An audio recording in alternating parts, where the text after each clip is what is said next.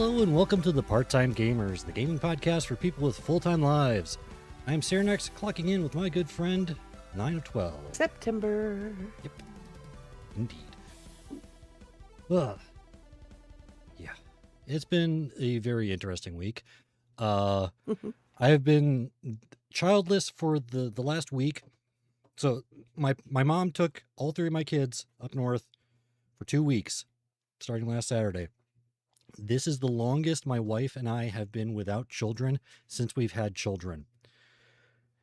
And I am glad to say that the most predominant activity that both of us have participated in is sleeping.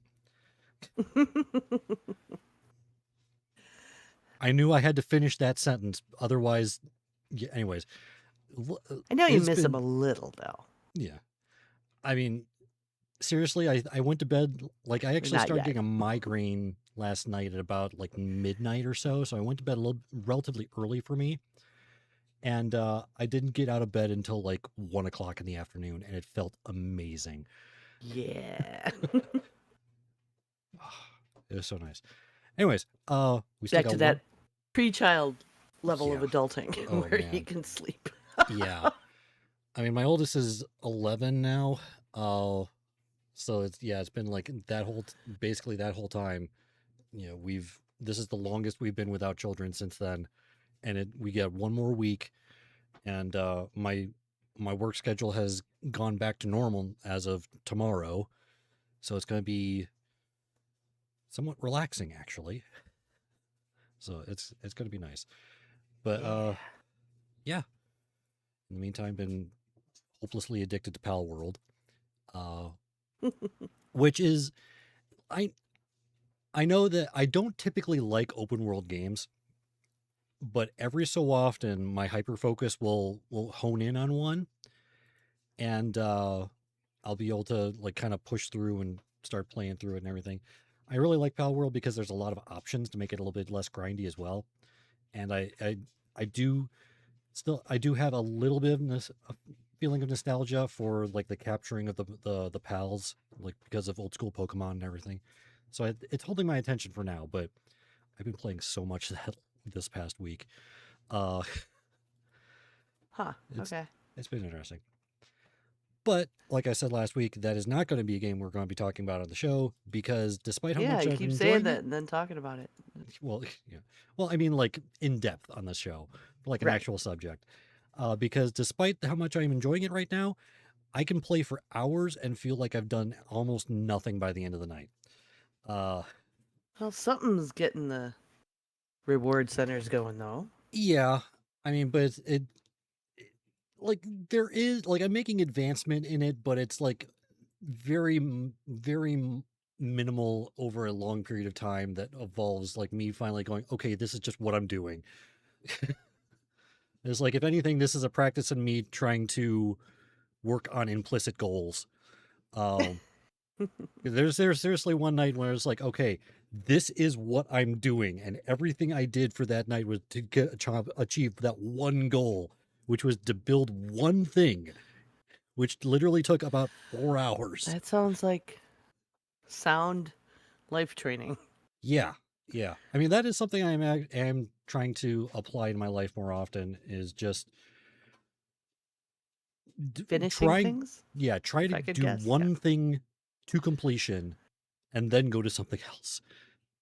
Go figure. I know, monumental, for the neurotypical. Yes. Yeah. The neurodivergent? Yeah. It's more of a thing you go work on. Anyway. But speaking of... Because you don't get the same rewards. I get it. Yeah. But speaking on focusing on a single task at hand, let's go ahead and get to work. Morning break is over. Morning break is over. Okay, so we are going to be finishing up our series on Final Fantasy VII Remake series. We're doing our follow-up of Final Fantasy VII Rebirth, because we did talk about quite a bit of stuff last week, but there's a lot more that we have to discuss as well. Yeah, I feel like covering this game has become the single task that is never finished. Yeah, I mean, there is so much to this game. There's a lot. And I'm really looking forward to Revelation. Uh, it's going to be interesting. Uh, but yeah, developed, published by Square Enix. I don't think I mentioned the price of it last time, so it's $49.99 for Xbox, PlayStation, Switch, and Windows via Steam. So it's on all those platforms.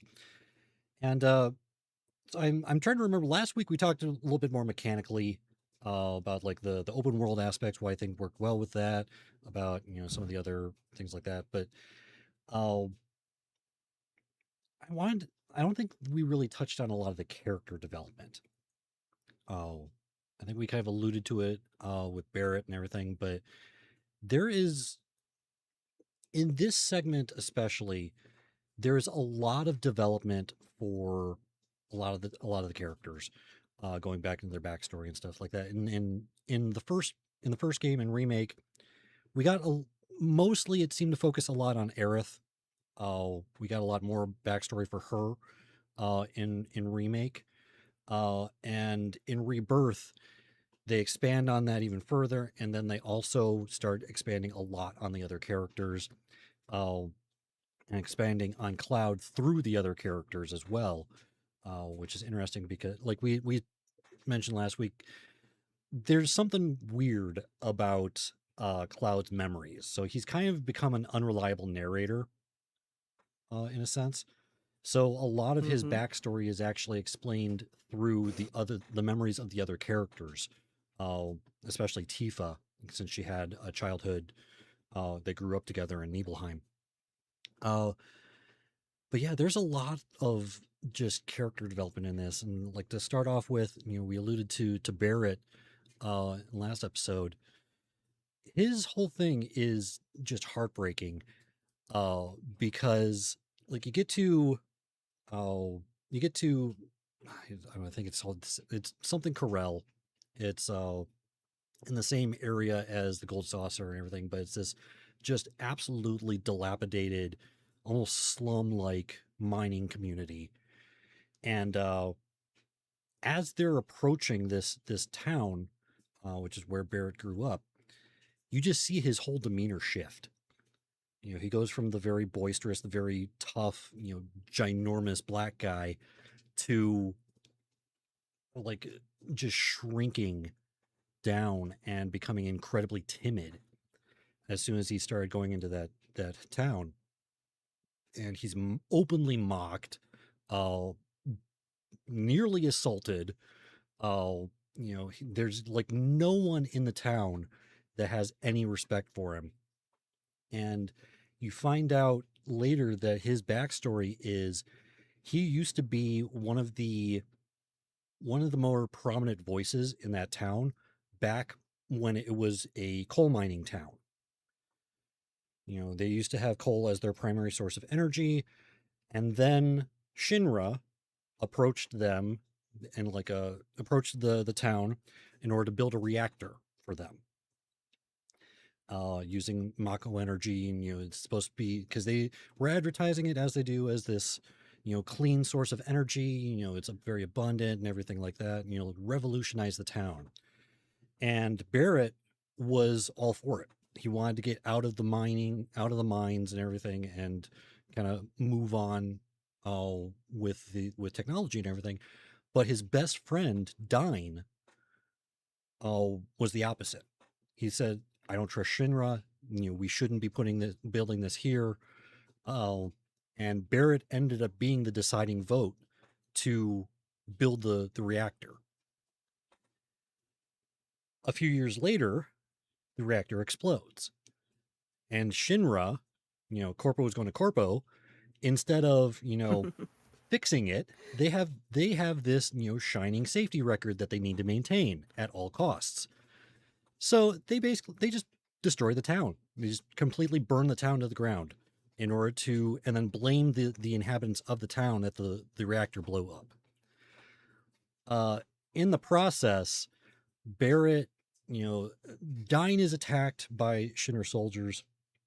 Barrett is able to grab, like he's about to fall down this cliff face. Barrett's able to grab him. Uh, and it's at that point that that's how their arms are injured. Oh, because as Barrett's grabbing Dine's arm, trying to hold him up off this cliff or whatnot, and both of their arms get completely shot up, and it's oh Barrett's right arm, Dine's left arm are just completely shot to pieces, basically, and Dine falls down the cliff. Oh, Barrett ends up surviving, but his wife ends up dying. Oh, almost everyone in the town ends up dying in this whole thing, except for Barrett and Dine's daughter. Dine's daughter is Marlene. Oh, so that's why his daughter's white, and anyway, uh, if it's not obvious, but yeah, Marlene is originally Dine's daughter. Barrett found her, saves her, gets her out of the town, and that's when that's what radicalizes him against Shinra, is that whole situation with the reactor and everything, and so it's just such a like that whole like, and eventually you find out that Dine didn't die from the fall. Oh, and that goes in this whole other situation where Dine ends up shooting up starts killing people at the Gold Saucer, and the only information they have is it's a big guy with a gun arm. So immediately people start thinking it's Barrett, and Cloud, Tifa, and Aerith have to find out what's going on. That's where they find out most of the story about Barrett and Dine, how they were best friends, how Marlene is Dine's daughter, uh, how Barrett blames himself for the whole situation. Uh, he's very unforgiving of himself for that whole situation because he was the deciding vote. He was the most prominent voice that was for that reactor, and he takes responsibility for everything that happens after that. Dine has kind of gone insane by this point, with grief and just everything that's gone on. And even when Barrett tells him that Marlene is alive and that he could bring him to her, he ends up like just contorting it into Barrett, you stole my daughter from me, you know, like that kind of situation.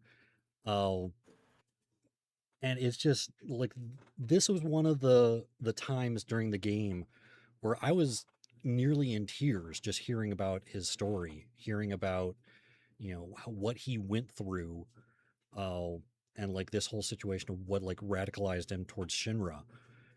Um, I think that's a very I just think the storytelling, especially for these kinds of situations, was very well done. Um, to have these kinds of backstories for these characters, um, and just the way that they showed it, the way that the like even just the cinematography of it was very well done. Like even like when I mentioned him like walking into the town, I mean you can physically see him become timid as soon as they walk in. He doesn't have to say anything, just his facial expression and his how he stands just like completely shifts as soon as he walks into that town. And you can tell something's going on. And then you find out his whole backstory. Oh, so I thought that was a really cool part of the game. Oh, Well, it's good they can, with the level of art, you know, yeah, that we can do in games now, that they can bring that kind of thing across with this to tie all these crazy threads together from yeah. all this game time and timelines and stuff. And I know a lot of these parts were shown in the original. These are all parts of the original story. I mean, some of them have been altered a little bit, like with Barrett's whole story with Dine. In the original, Dine just throws himself off a cliff. And this, he fights back like these just bunch of Shinra soldiers in order for Barrett to escape. But it's same basic thing. Like he sacrifices himself. Uh, but like even though a lot of the stuff is in the original, just the way that they're able to tell this story, is really cool. Um, yeah, and yeah, Dine's fight in general was very interesting, with the multiple stages. Like eventually, he's fighting with this gun arm. It's on his left arm instead of Barrett's, like on Barrett's right arm.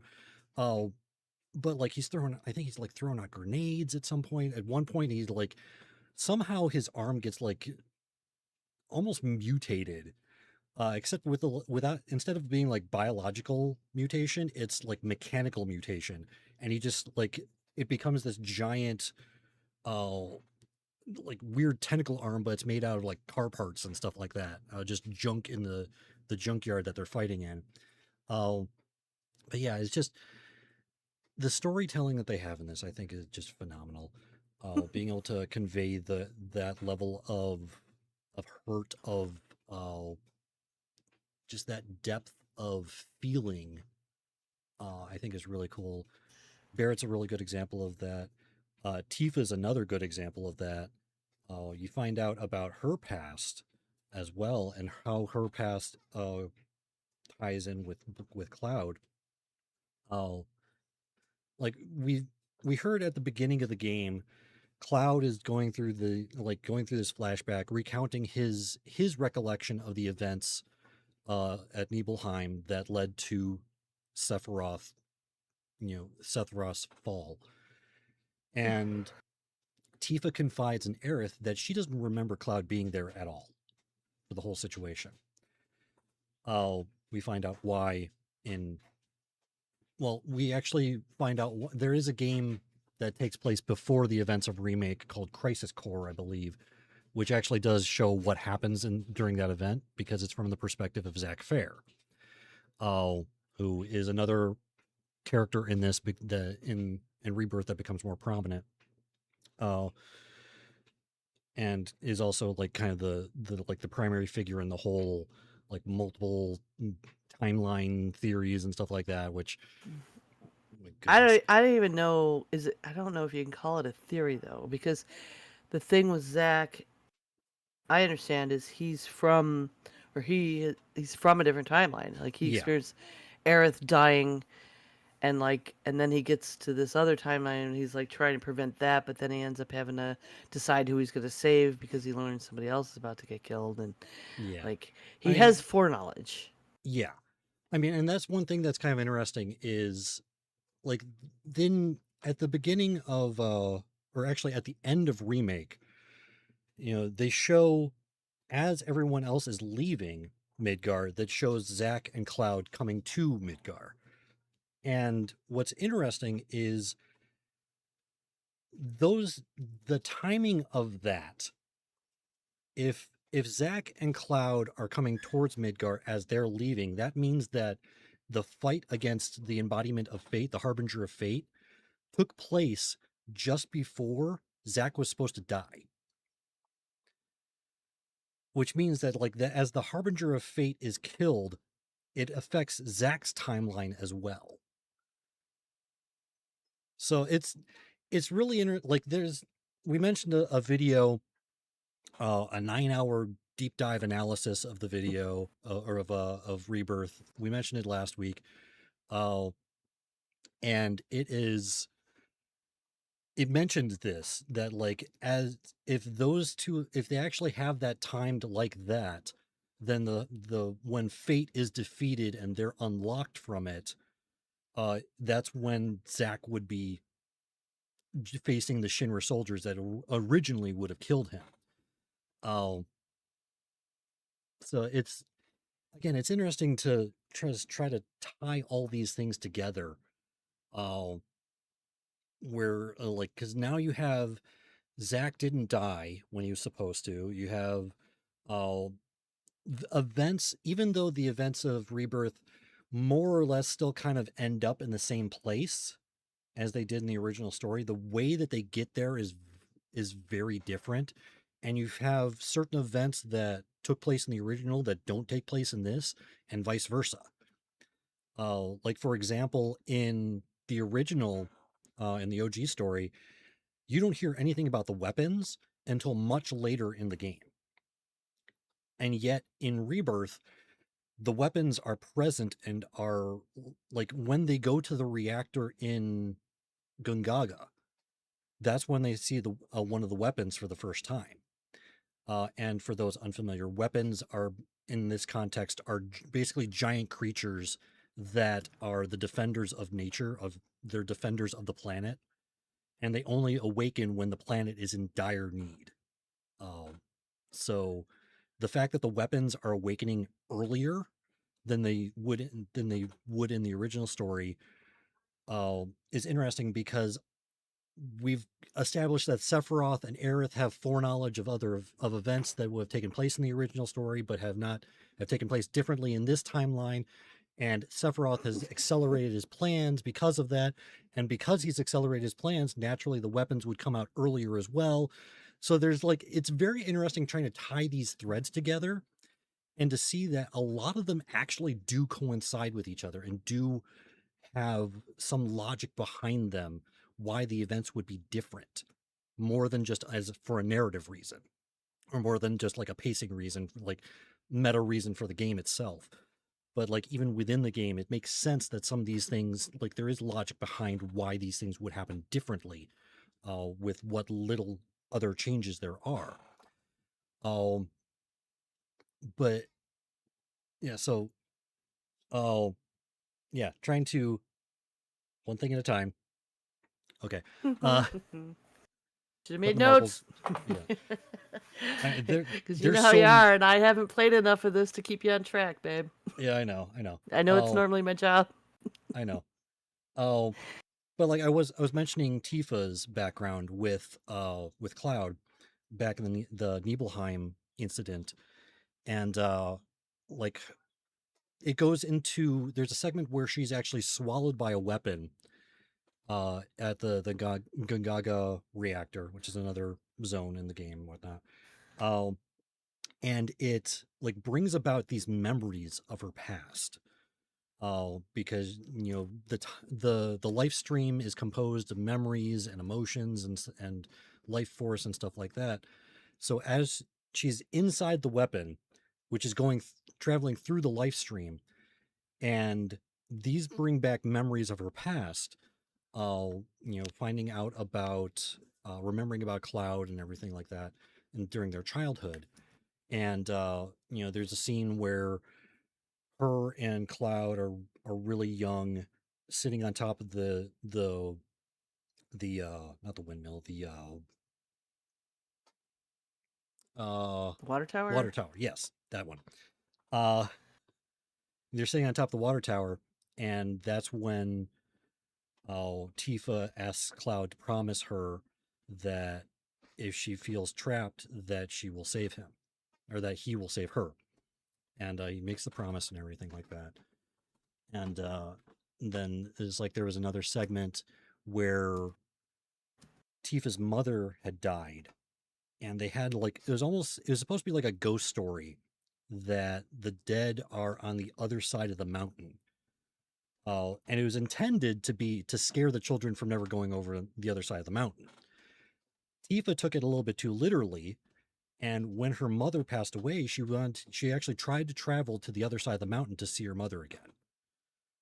And in the process, uh, Cloud knew followed her and was trying to get her to stop because they had to go over this very long bridge, and the bridge was very dangerous.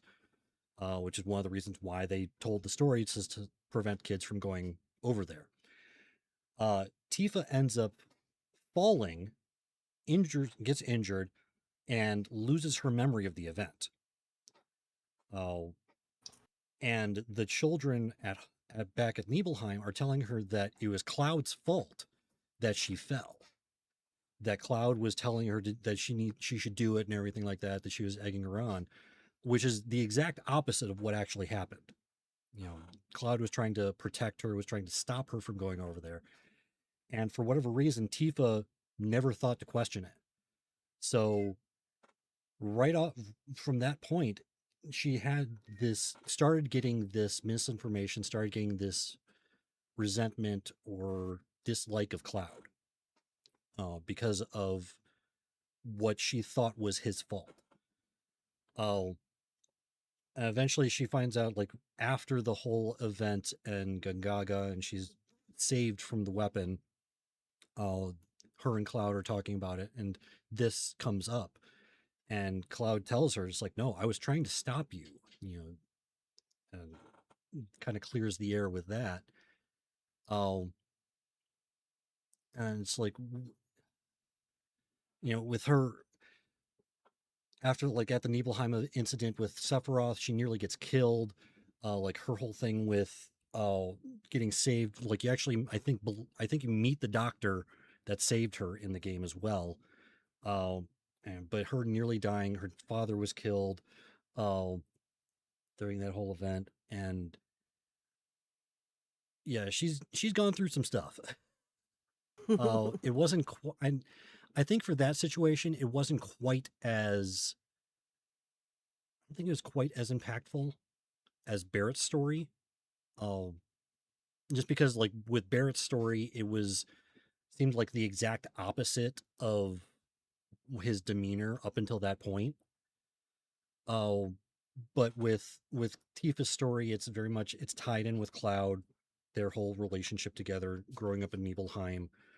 Uh, so it's still somewhat tragic because she ended up living through the entire town being destroyed by Sephiroth. Um, but nearly killed, brought back, and whole situation with her getting seventh heaven, finding out about an avalanche, joining them and all that. There's a lot behind these characters. There's Uh, so much. yeah, and then I've been reading about it and stuff, and like, yeah, there's just so much. yeah. I mean, it's surprising because you don't necessarily there's not necessarily a lot of, well, there is some exposition. Uh, them having to just flat out say what's going on. Uh, I With the don't whole think, planet waking up and all that stuff, you mean? yeah. Like, I mean, there is some things that there's a I don't know lot. how you would show rather than tell. Uh, I mean, that's not an easy thing to do, but they do have those moments. Like I said, talking about Barrett, that was definitely a show don't tell situation at first. That it's like, something's wrong. Um, like, and like with Cloud's memories and stuff like that. Like, every time he has, the screen gets fuzzy and he gets a headache type thing. And it's like, that's definitely a show no tell about, his memory is not what it's supposed to be. Uh, his memories are unreliable. Um, but there are some times when it just has to be exposition. I think Tifa's story has a lot of that. Um, Hmm. because there's the thing, like, the problem with the show part of it is where her injury was. uh so her when she was nearly killed by Sephiroth, she was slashed in the chest, and that's not exactly an area that you can show, particularly in this type of game. Like, literally her scar would be, like, right here. So that's somewhat problematic in this type of game. uh so that has to be a little bit more exposition than anything else. But I was trying to think of some of the other characters. There's, like, I love the characters that they introduce in this game too. Like, there's more than there's like there's, I think, 5 Who's playable your characters favorite? now. Or Who's Rufus? what's that? Who's your favorite, and who's Rufus? Uh it depends on the context. Well, he ends up becoming president, Yeah, Rufus is the bad but he guy. figured One out of that them. Sephiroth did some shit. Yeah. I So don't know. Rufus Shinra. He's the son of the original president of Shinra Electric Company, and he's kind of a badass. He has his boss fights are really fun. Uh, but he is uh again, like in the analysis video, he seems like he's desperately trying to break away from his dad's plans and ends up following them anyway, kind of inadvertently. Uh, he's trying to forge his own future, ends up following his father's future, regardless. Uh, and he's an interesting character. Uh, there's supposedly much more about him. There's during Rebirth they are getting back into the conflict between Shinra and Wutai, and there's one point where Wutai is doing a press conference type thing, and they introduce this character. I don't remember what his name is. Oh, Sharuf, I think is what they call him. Oh, they introduce this person named Sharuf, and he doesn't show up. He doesn't appear at this conference or anything like this on this broadcast. And eventually, it's alluded to that Rufus is Sharuf, and that there's uh, some kind of interaction that way. Which they haven't outright said it, but it's fairly heavily alluded. Uh, in one at least a couple scenes. But yeah. So yeah, if I had to choose a specific character, again, there's like three different categories that I can think of, to make this way overcomplicated. Mechanically and like for actual gameplay, it had to be Tifa. I love her martial arts ability. I love the fact that she is one of the strongest characters in combat, yet she is not physically strong. She's just so highly trained that she gains strength from that martial arts training, and she is uh, incredibly fast and incredibly powerful. I like her gameplay. For personality, uh, if I had to go personality, I kind of like Aerith. Um, she is, Pardon me. uh, yes, Aerith is, you know, Tifa and Aerith are kind of the love interests in the game, and they both have their advantages, disadvantages in that respect. I think she's tough, but she's still kind. Uh, Aerith is very much she's sacrificial, uh, and you can't help but love her type of personality. Uh, and like for backstory, I don't know. I'd probably have to say Barrett for backstory. It's like just his whole backstory is so emotional.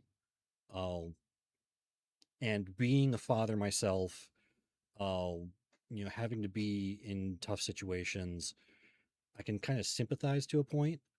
And honestly, if I was in that situation, whereas like I was the deciding voice in this that ended up being in this tragic thing, I'd probably hold that to myself and blame myself for that for years afterwards. Um, So it was relatable. yeah. Um, I mean, like for aesthetics, I'd have to say Vincent. Uh, so Vincent is also one of the characters that they introduce in this game, but he's not a playable character yet. He will be a playable character in Revolution or Revelation. I keep on saying Revolution. In Revelation, and I, he's probably going to be one of my favorite characters in Revelation. Uh, he's got like strong, like Matrix energy going on, which I think that's just kind of cool for a character. he is able to integrate guns and magic together. He's also voiced by Matt Mercer, which I think is awesome. He's going to be a real fun character to play as. Um, they also introduce not sure what his name, Sid Highwind, in Rebirth. Once again, not a playable character yet, but he's probably one of the instances, at least for now, that his personality in Rebirth seems very different from what was in the original. In the original, he was much more. Uh, he seemed a much more abrasive, like almost like bordering on abusive drunk at times. Hmm. Uh, and in Rebirth, he's very much not that. Uh, but something that was mentioned is the context that we see him now in Rebirth is business. He's a pilot, and the only context that we ever see him in Rebirth is as a pilot. He's trying to. This is his business, so we're seeing business Sid. Once he's out of that context, I don't know if he's going to be different. If he the like abrasive nature is going to come back out when he's not in business mode. I kind of hope not. Because he does seem like a cool character, and I want him to stay cool. Uh, so I don't know, but like the whole introduction of Sid in the original is something that is completely different in Rebirth. This is one of the few situations where it's like we have an entire zone, an entire area in the original that just we haven't seen at all in Rebirth, and it's called Rocket Town. Uh, like Sid's original story was that he joined Shinra in order to become an astronaut, basically. Uh, and then once Shinra found out about Mako, and was like, "Hey, we can make a lot of money off of this. We don't need this whole space stuff anymore." They just kind of left him off threw him off to the side, and he like literally lives inside of a broken down rocket, uh, in this place called Rocket Town. That's something that we don't see at all. Like that entire segment of the original has been cut out. We do not see Rocket Town. We just see him in the context of he's a pilot for hire.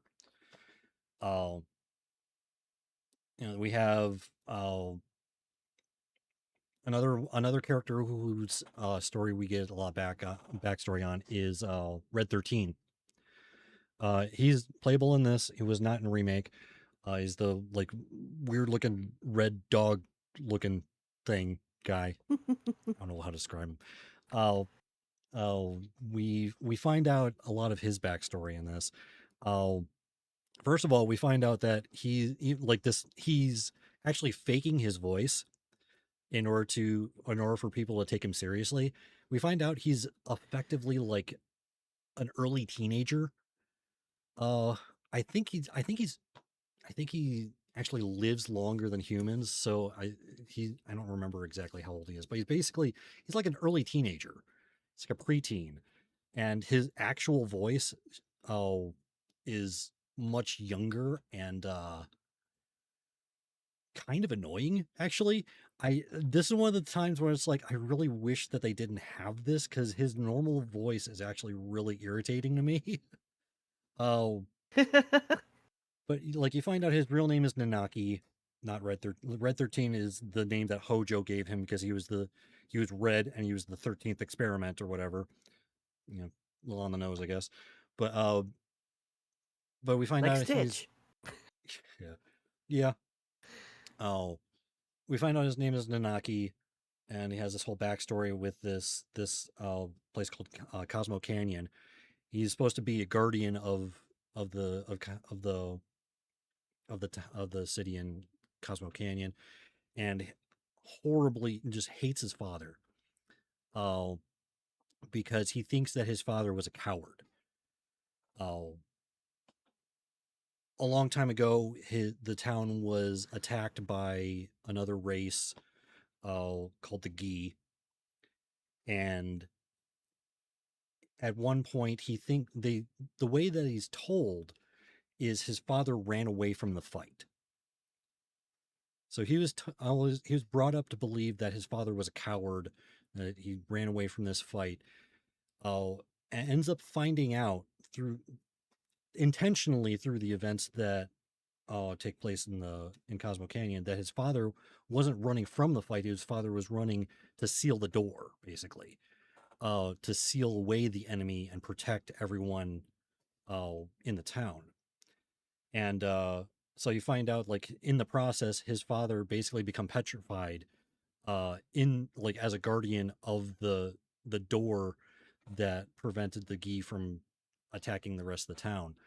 Uh, he finds out about this, and that kind of rekindles his desire to become a guardian for the town and everything.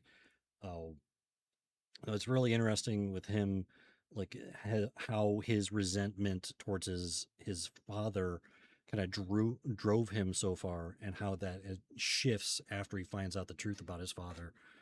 Um, that was kind of interesting. Um, what are the characters? Oh man, Yuffie. Yuffie is one character that mechanically I really like in the game. She is.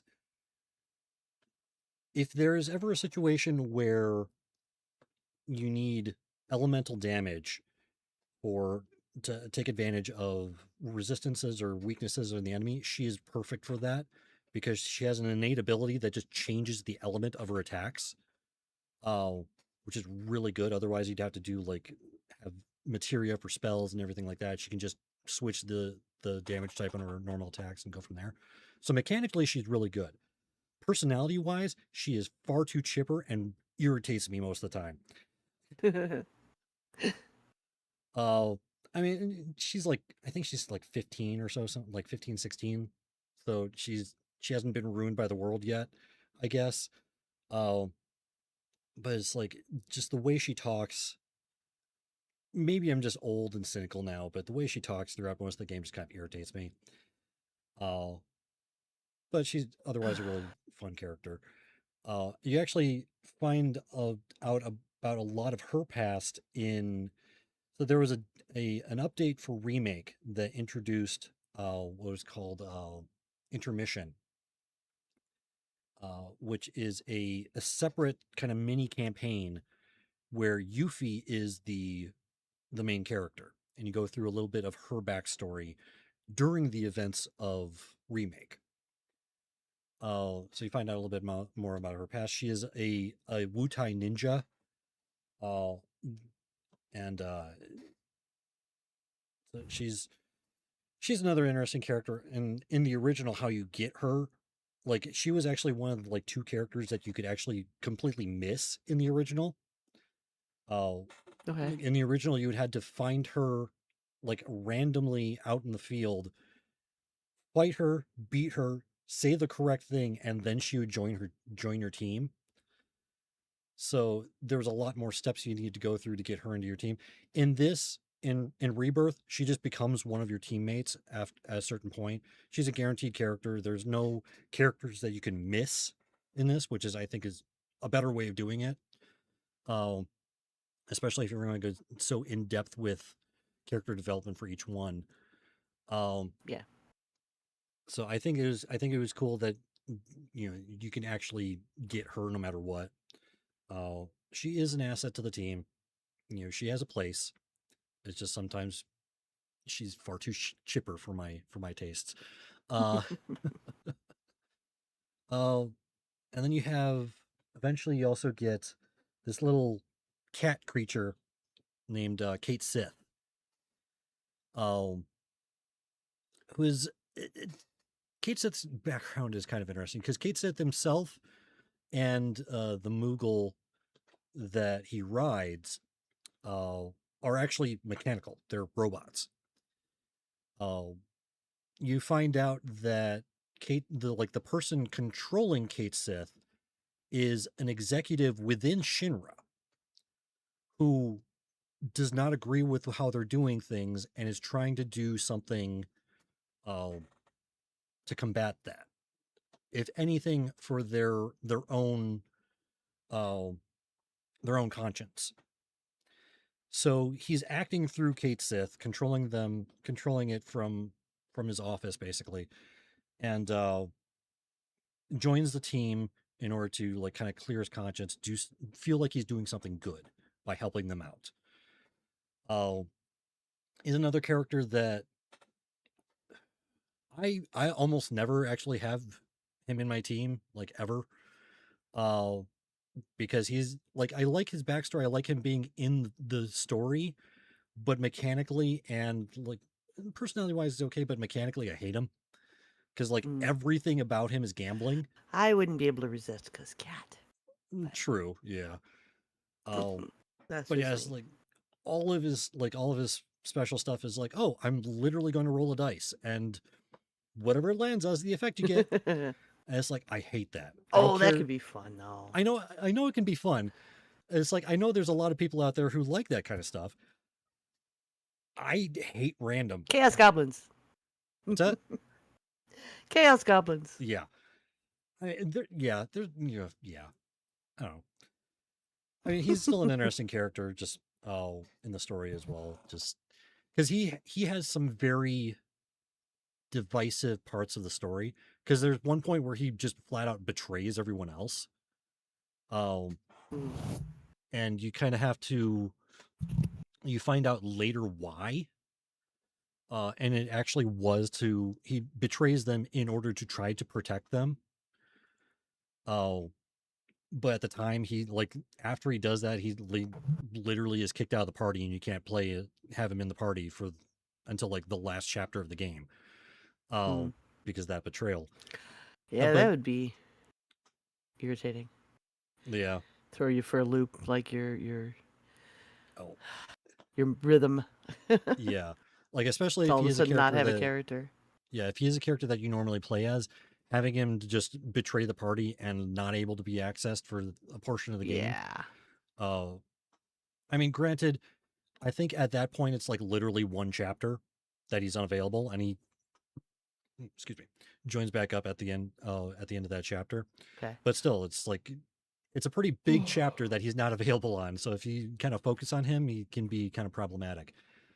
Um so that yeah, they go through a lot so much of the backstory with all these characters. Introduce characters that aren't accessible yet but will be in Revelation. Uh just the characterizations of these guys, of everyone, I think is very well done.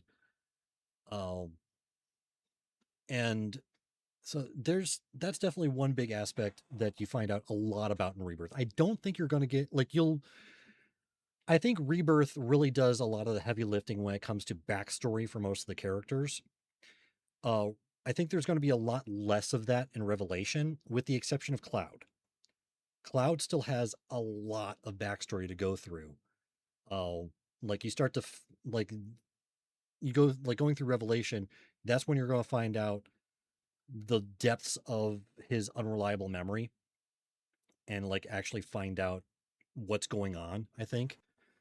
And that's really going to be where you would see in this series like really what the past is, I think. Um Mm. like what led up to the events in remake.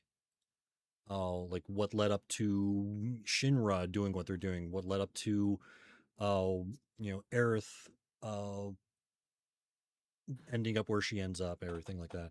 Which okay, so this is I probably should have mentioned this right at the beginning, but we're not shying away from spoilers. Uh, there's one last thing I wanted to talk about for this game.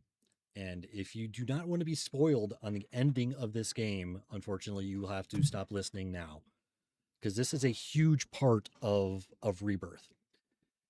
Uh, so in the original, in the original story, where Rebirth ends up would be about the midway point of the story. We're 2/3 of the way through this series, so Revelation, by that virtue, Revelation probably is not going to be as long necessarily story wise. Uh, because certain elements that they've already gone through in Rebirth and everything, but The ending of Rebirth is when Sephiroth kills Aerith.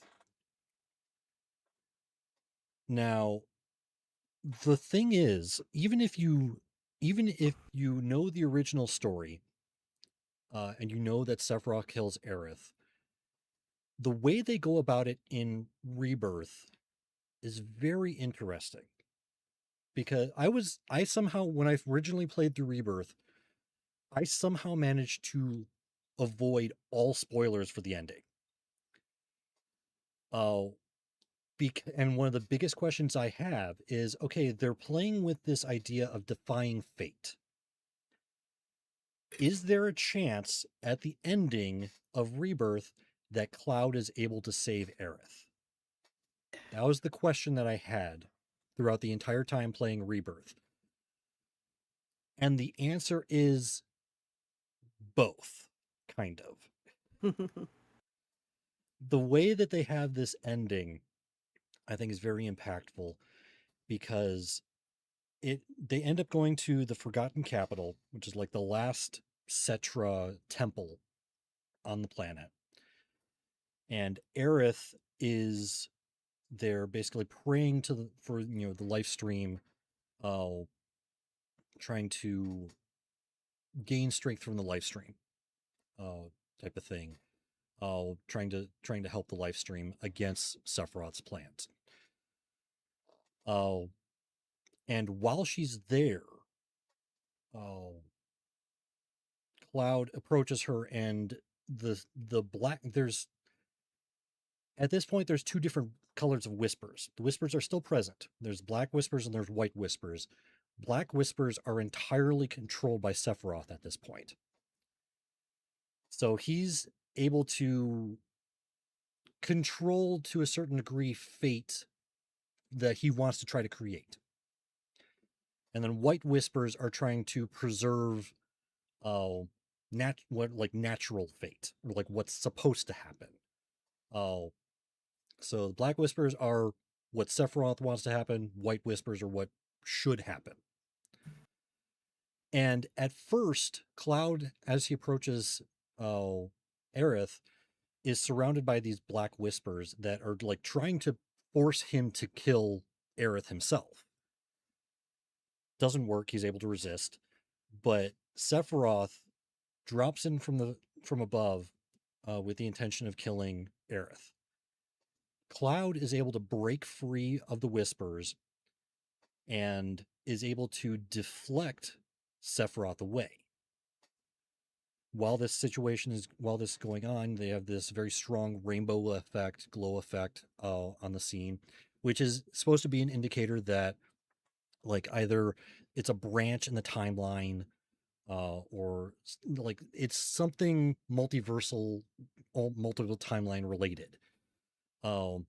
Like we see it a couple times in some of Zack's sequences where like he's going down the tunnel and he has two choices. He takes one choice and the other choice is enveloped in that same rainbow light, indicating that it was a branch that is different timelines type of situation. That's what Gotcha. happens Yeah. here. Cloud is able to deflect the Sephiroth away from Aerith and seemingly saves her. The reason why I say seemingly is because a few seconds later, I love the effect that they do in this, because they have the perspective of it's following Sephiroth's blade as it's stuck into the floor, and you see Aerith off in the distance behind it, and it gets to the end of Sephiroth's blade that's stuck in the ground, and the scene around it shifts, and it's like almost like fate rubber band fixes itself. Mm. And all of a sudden you see blood start dripping down the sword, and Aerith has been killed. She's been slashed through. And that's another kind of just heartbreaking moment in the story in general, even though I suspected it was going to happen anyway. But I like throughout the game, I always had this hope that it's like, are they going to save her? Are they going to change that part of the story? And they didn't. They, obviously she still gets killed, but they do have some things afterwards where she's almost. There's speculation as to what she actually is at that point, but she's almost like a force ghost after that point that only Cloud can see. And they do have a final fight with Cloud and Aerith against Sephiroth, uh, but it's like it's almost like in a zone that's apart from time. And it's really Okay. interesting, and I'm really interested in seeing what they're going to do with Aerith, because I don't think they're going to just completely remove her entirely from Revelation. And when does this drop again? The new one? Sometime, I think they said spring of next year, Okay. so it's less than a year away. But I don't think they're going to completely drop Aerith out of the story entirely. That now that they've kind of established that she's visible at least to Cloud in some kind of almost Force Ghost type scenario, I think that she's still going to be present to some degree. But it is going to be interesting what they do with her from now on, and also like the reasoning Actually, why Final Fantasy, I'm getting. You can pre-purchase, and the release date is October 22nd. of Revelation. Resonance? No, that's completely different. Okay, well, what's Yeah. Final Fantasy Resonance? Final Fantasy Resonance is not Final Fantasy VII. Okay. It is a Well, formerly a damn. mobile Okay. game that they're de-gotchaing to turn into a game you can play on computer, Oh, okay. which I'm still interested in. It actually looks pretty cool, especially since they de-gotched it and you can just buy it. But yeah, Final Fantasy VII Revelation comes out next year. Revelation. Okay. I was looking for the date, so. Yeah. It was another R word, so. Yeah. I mean, that's in addition to Final Fantasy VII Crisis Core Reunion, uh, which there's a whole bunch of people that's like, this last game should have been called Reunion, because that's one thing that they've always said throughout the first two games. It's like, because more of the story. But anyways, I'm really interested to see what they do with Aerith. Uh, I'm really interested to see what they do with the like branching timeline stuff. Uh, I really hope that you can keep doing something with Aerith, that she's still in the story, because she is such a great character, and to have her just completely missing from the rest of the story, I even though that's how it was originally in the original story, she's There's just so much going on around her now. yeah. So. I mean, that's the thing is, like, in regards to why she was still killed, is like, I'm confident that the reason why, just for the story, that she was still killed was because it's essential for her to be part of the life stream in order to save it. Okay. That in order for her to actually, because Too deep for me. I have no yeah, idea. because like, and we haven't even gotten into the black and white materias and everything, because like Yeah.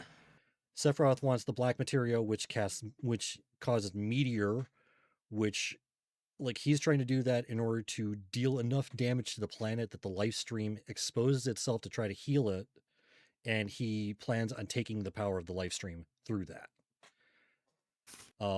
The white materia casts holy, which is meant to protect the planet, and I think it's like part of it is the only way that Aerith can actually use the white materia is if she's part of the life stream, which is why she had to die in order to save the world, basically. Gotcha. So even though it is a, in the eyes of Cloud and the others, it's a tragedy. It's like, it's essential for that to happen to her in order to save the rest of the planet. That's the theory, at least. I mean, but it's there's and even in 2 episodes of talking about this game, there's still so many more details that we could have gotten into. But go play it, because Yeah, I definitely recommend this game. Right now, I was actually looking at the reviews on Steam, and it's currently, I think, mixed. It's like at 60 something percent on Steam. A vast majority of the the complaints I saw are the number of mini games. And it's Mm. like, yes, I will not deny there are a lot of mini games in Rebirth, and about 80% of them are entirely optional. And the ones that aren't, you just have to do the bare minimum to get past them. You don't have to ace them. Yeah. You just have to Quit pass. whining. Yeah. And also, if you want to do more of the mini games, there is now a streamlined gameplay option that allows you to just do max damage in all of the mini games. Makes it significantly Yeah, you easier to get mentioned through that. most of them. So if that and like that is was a big complaint on Steam, I don't think it really holds a whole lot of water. I'd still highly recommend this series. Uh, I mean, whether or not you've played the original, like I've said, I never played the original, and I'm thoroughly enjoying remake and rebirth, uh, Right and on. and really look forward to Revelation. All right, I think that's Okay, you've got yeah it all out of your system now. for now. Yeah, I mean, I'm still planning on doing Final Fantasy It's the Fridays. middle of the month. I know you're still playing. Yeah, yeah. Although I did miss it on this past Friday, just because just it's Valvo. been a long work week, Yeah. so I was just tired at that point. But I plan on continuing on with Final Fantasy Fridays, working through the story of remake and rebirth. But yeah, that's going All to be it right. for tonight. So yes, everyone, thank you for listening. We're going to finish off the rest of this month with just kind of frivolous things because we've talked about a lot of stuff. We're the rest of this month is going to be titled "A Game About," and next week we're going to be talking about a game about digging a hole. I Okay. think it's funny. Oh, It is funny. yeah. It is on Game Pass, so it's a pretty simple Wait, is game. it literally called a game about digging a hole? Yes, that's literally the title of it. A game Okay, about awesome. digging a hole. Awesome. I, Yeah. I I didn't quite catch that when you messaged me earlier. I'll have Yeah. to load that up tomorrow. Yeah, it's literally called a game about digging a hole. And then the week after that, we're going to be talking about, I believe it's called a game about chopping trees. Right on. I'm into it. Yeah. So going from mind-boggling amounts of stuff to digging a hole. Anyways, everyone, hole. thank you for listening. If you like what you've heard and would like to help us out, a few ways you can do that are by giving us a review on Apple Podcast. You can follow my Twitch channel for live recordings Sunday nights starting at 9:15 Eastern Time. Subscribing to my YouTube channel for our VODs, or by leaving us a tip on our Ko-fi, which I don't know if it's actually pronounced Ko-fi. I've heard people say coffee. I just think it's Yeah. Ko-fi. So we're just going to go with that. Yeah, we'll just go with Well, that. it's buy us a coffee. Yeah. But a lot of people say it Kofi to Yeah. differentiate, I guess. Whatever. Take As your long as you pick. know what we're talking about, that's all that really matters. But anyways, if you'd like to contact us, you can with our email, parttimegamers.cast@gmail.com, or you can join our Discord channel. You can find the show and links to everything around it using the link bit.ly/CI Productions. Emma, where can people find you around the internet? Oh, the easiest thing to do is go to 9of12.com. That's NINEOF12.com. It'll point you to my endeavors. Nice. And I just recently started getting notifications for Tipple Theory episodes. So Yeah. And I finally started putting the videos up. The yeah? season's been underway for a little bit, season 4. And I've now started putting the videos up for that level tier. Gets to see our unedited video of making the show. It's but really even for, like, a weird seeing buck, Shawn without a you can- mustache. You'll get used to it. I've gotten used to it. Took a little bit. But access to our recipes, and he finally did actually a catch-up video, because we release usually the videos of our unedited recording, and then a video of him demonstrating making the drink we talked about. Yeah. And he wasn't doing it, and so he did a whole bunch at once. So there's gonna be like one big ass video of him demonstrating. He sent me a picture, and it was just, remember, I wasn't doing the drink videos, and it's just drink all these drinks and all the different glasses and everything, and like Are you okay? It's like, yeah, as long as you didn't drink all of them in the same night, I think we'll be all right. Not all of them, but Yeah, nice. he had the hangover when we were recording the next day. So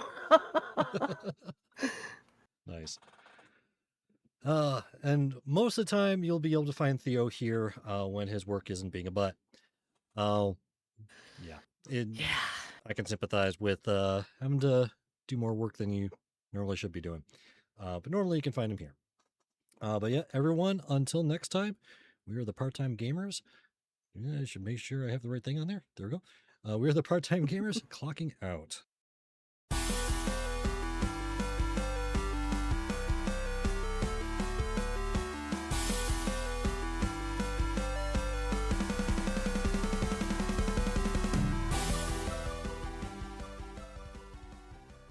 Diamond Club hopes you have enjoyed this program.